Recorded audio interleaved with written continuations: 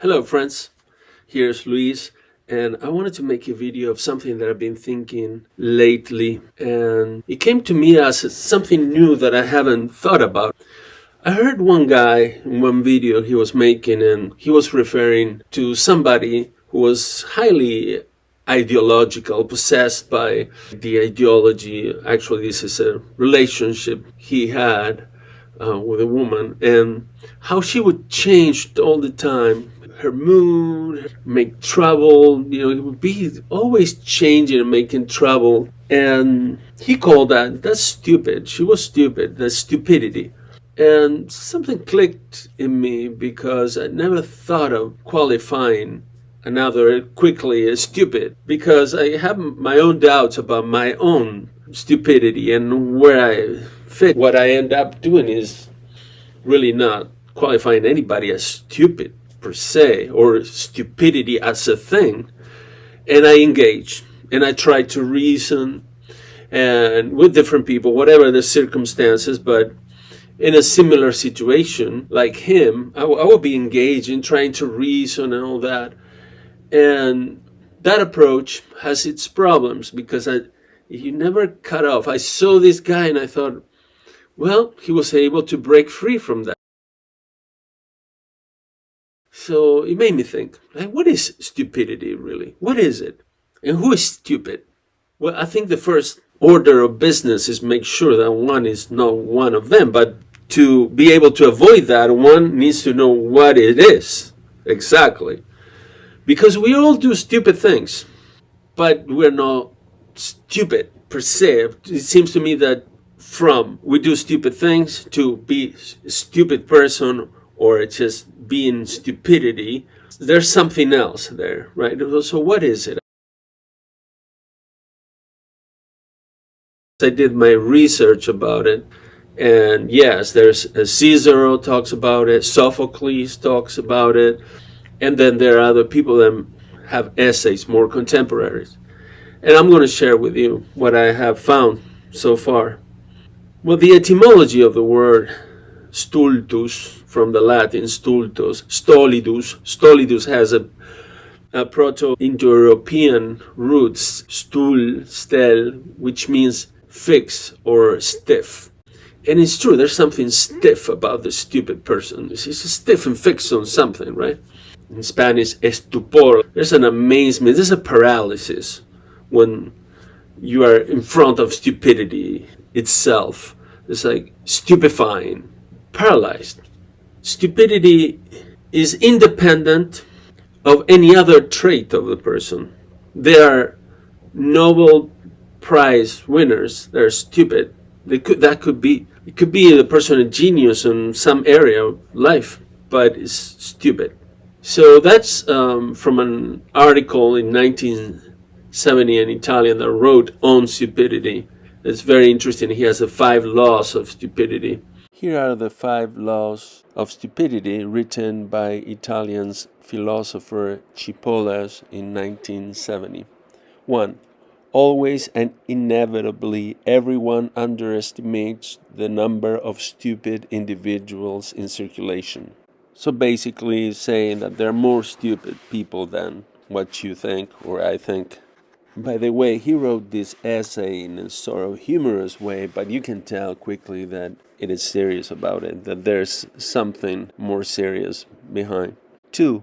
The probability that a certain person will be stupid is independent of any other characteristic of that person. That's what I was mentioning before. 3. A stupid person is a person who causes losses to another person or to a group of persons while himself deriving no gain and even possibly incurring losses. This is an important characteristic to differentiate the evil person from the stupid person. 4. Non-stupid people always underestimate the damaging power of stupid individuals.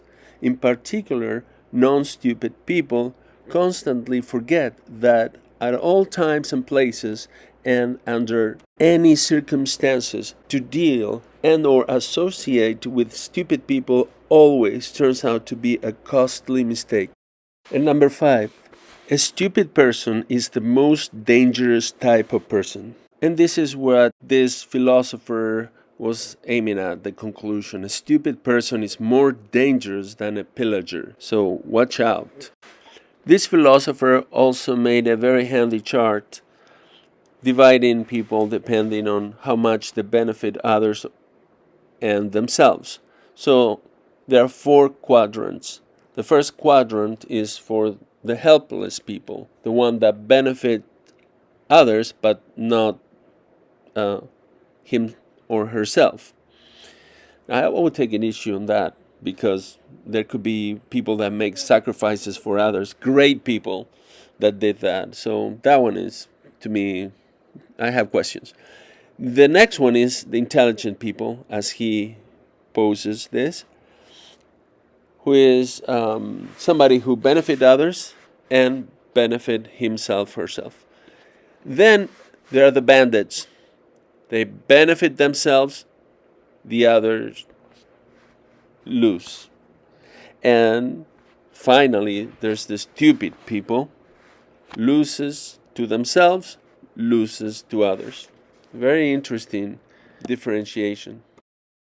Let's see what Cicero said of that, what Sophocles said of that. And Sophocles said that stupidity is the twin of evil. And I think he said also it's a twin of stubbornness. And that's the key.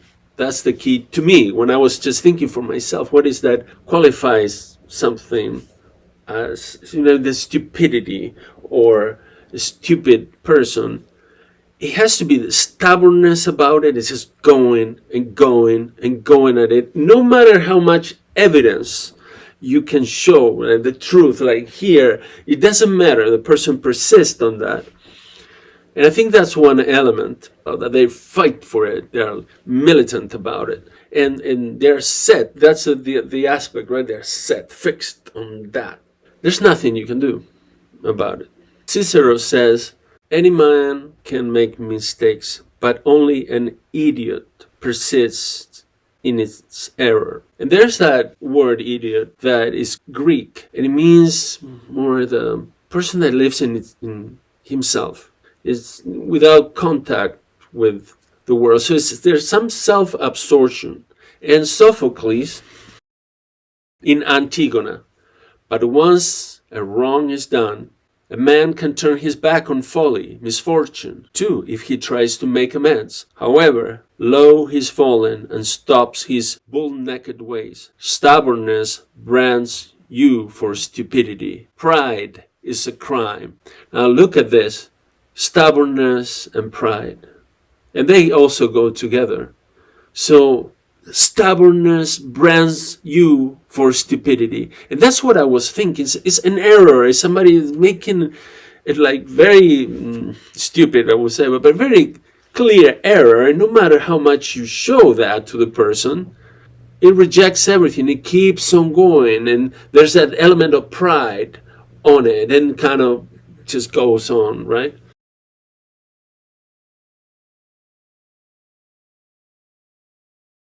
And then there's this other quote from Sophocles. Look, if you think crude, mindless stubbornness such a gift, you have lost your sense of balance. Our great minds of the past talking about it.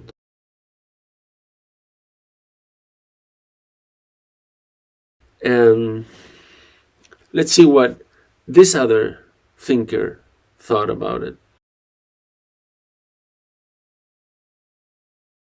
And this is a pastor and philosopher from Germany who opposed Hitler, who wrote against him, and he was jailed and put in concentration camp, and he was executed in a concentration camp 2 weeks before the American troops liberated the camp. This is a very courageous man, and while he was there, he wrote about stupidity. Now he talks about stupidity being a moral issue. Bonhoeffer contends that stupidity is not an intellectual defect at all. It is instead a moral one. Bonhoeffer knew people who were brilliant intellectually, yet stupid. Consider Martin Heidegger, among the greatest philosophers of the 20th century, who supported the Nazi Party until his death in 1976. He was very smart, but also very stupid. By contrast, a person can be intellectually dim, yet wise, moral, and kind. One is not born stupid. Bonhoeffer says a person becomes stupid because they allow themselves to become so transformed. So it's not a question of the mind. So we're looking in the wrong place, and this is one of the errors that we make according to these 5 laws. We underestimate the number of stupid people because we look in the wrong places. So it's a moral issue. It's something that I need to think more about that. More from Bonhoeffer. Against stupidity, we have no defense. Neither protest nor force can touch it. Reasoning is of no use. Facts that contradict personal prejudice can simply be disbelieved. Indeed, the fool can counter by criticizing them, and if they are undeniable, they can just be pushed aside as trivial exceptions. So the fool, as distinct from the scoundrel, is completely self-satisfied. In fact, they can easily become dangerous, as it does not take much to make them aggressive. For that reason, greater caution is called for than with the malicious one. Never again will we try to persuade the stupid person with reasons, for it is senseless and dangerous. Now, before I continue, I'll repeat this that I said at the beginning. The first order of business is make sure that one is not a stupid person. So that requires a lot of self-examination. Make sure that one is not stubborn in his own views and stances, and at least is able to examine them and to be permeable to reason and to evidence, and be a person that can change according to that. And that's the important thing. It kind of brought this to my attention that never thought like that, never tackle it. Like, what is it? What are we talking about? But it turns out we have an abundance of stupidity in this world. Anybody could see it, even if we are part of it. But as you can see, like, especially, I don't know, it looks to me like the world is getting stupider and stupider every day. There are fewer evil people than stupid people. And so the stupid people create a lot of damage, especially if they associate with evil people. Because evil is predictable. We know what they're looking for. And so we know the aims that evil has. And so we can protect ourselves. And there's something that we can do against it. With stupidity, is unpredictable. And there's nothing really you can do except just get away from it. So if you engage with it, you can become quickly stupid too. Especially the more you engage in trying to reason with this person, you just go insane. You go insane. And you just start being stupid, acting like that. So I'm jumping all over, and I'm talking as if I'm talking with a friend here and just sharing. And there are also good teachings in the Bible about it that I want to mention. Proverbs 18:7. And it says, "The mouth of fools are their undoing, and their lips are a snare to their very lives." And this is very true. I don't know if you have been with a person that goes on in that foolish things that are like, oh man, this is a minefield. What you just said is a minefield. I don't know where to start. It's a trap. And they do this over and over and over and over again. It's like coming from their mouth is, oh, Jesus, that's a lot of work. We have to unpack what you just said there and here. And if I respond in kind, and I'm trapped in that, I'm a fool too. And that's where the other passage of the Bible comes, is Proverbs 26:4. "Answer not a fool according to his folly, lest you be like him yourself." It's a lot of wisdom there. And so, my friends, I'm just sharing, and I've been thinking about it and how important it is, since really the bulk of evil is stupidity, is a lot of stupid people going along with some evil, right? So we can think of Hitler. That's not stupid. He is evil. Now, there were a lot of stupid people following the slogans and the falsehoods and all that. They're just going along with it. And it's the bulk of it. And when you think who is the worst person in the world or could do more damage, it's not the person that is really evil, just planning bad things in a room somewhere. No, that person is not as dangerous as a fool, as a stupid person with a lot of power. If you compare the person in the room with a really an evil mind, he could do damage, yes, but not as much as a stupid fool, like at the top of power with all maybe the nuclear buttons or whatever. You know, all the people that are in power, if they are stupid, is very dangerous, more so than an evil person in some neighborhood. So they can really destroy the world. And like this philosopher was saying, stupidity kind of goes undercover. You can't tell exactly. It's not evil. It's not bad. You know, you excuse that stupid behavior. It's not bad. You know, but it's always bad news, right? It's always bringing some demise. You know, some fall. It's like, oh God, you're doing that again. This, and that, and it's costly. But you can't just attack it as an evil person. That's more direct and clear, and there are responses to that. With the stupid, it just comes from any angle, at any moment, and it persists. That's the thing. So I think I'm gonna pray for God deliver me from evil, but from stupidity too. I don't want that. And for people that are trapped in that, because that's a tragedy. You're just in that thing that is not good for you. It's just not good. It's just there in a spiral of exhaustion. And that is all, friends.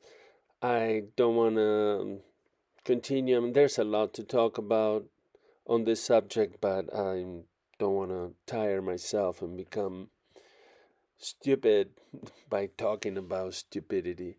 I hope you enjoyed this, and I might be doing more videos in English in my channel. I have a lot in Spanish and in Latin, but I have some in English, and if there's a good interest and turnout of people that want to have more things in English, I'll be sharing more, no problem. I have lots of good friends in the English speaking world, so it makes sense. Thank you so much for watching, and leave any comments. It's a very interesting subject. I think it's very important that we talk about it. And thank you very much.